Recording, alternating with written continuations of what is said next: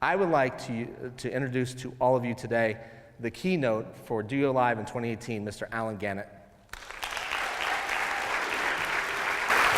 Thank you. Thank you. Oh, hey guys. How are you? I had one of those donuts this morning. I'm like, oh, I'm so happy. So we're gonna have fun. I'm your first speaker of the morning, so no pressure. They let me out of middle school to be here, which I appreciate.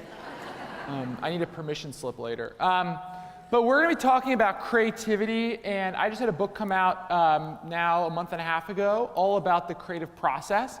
And so I'm gonna be sharing with you guys some of the research from that book, some of the findings, giving you sort of a little sneak peek. If you have any questions afterwards, feel free to send me an email. There we go, there's a giant picture of my face. You can be free to LinkedIn me, social media, all those things. I've been giving this talk for a few weeks now as part of the book tour and giving out my email, and I was surprised the amount of drunk emails I've received, so don't be that person. It's very weird at 2 a.m. So we're gonna be talking all about creativity, and creativity is one of these words that we all think we know what it means, right? Like, oh, creativity, I read about that in Fast Company, or I've read a book about that. But in reality, there's something actually more difficult at work, right? When you think about creativity, well, how come when I throw paint on a canvas, it's not creative, but when Jackson Pollock did, it was, right? Like, what's going on there?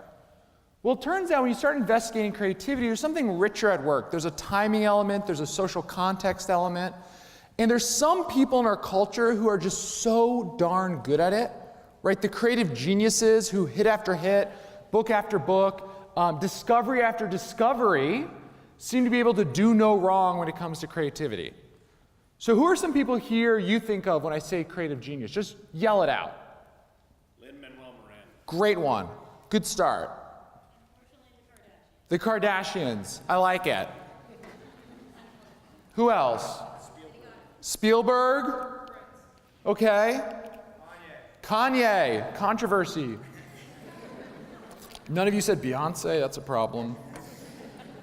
So when you think of creativity, it's very intertwined with the concept of creative genius, and these are the answers I get the most. None of you said Einstein. Come on, guys. We have Einstein, Picasso, Elon Musk, Oprah. On the top right, we have Mozart, or sort of prototypical child genius. On the bottom right, we have Beethoven looking super creepy. When I give this talk, no one mentions my personal favorite, which is Taylor Swift, but that's okay.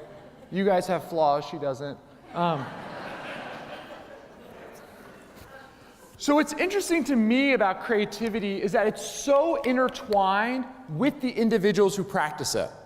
It's very hard in our culture to talk about creative genius and creativity as completely separate phenomenons. But something is interesting. When you look at the stories of creative genius, how they've come up with these big ideas, they all follow a similar archetype. So let me give you an example. Paul McCartney is the #1 songwriter of #1 singles, including the #1 most recorded song of all time, Yesterday. And what's interesting to me is when you hear the story of how he came up with the song Yesterday, he literally says he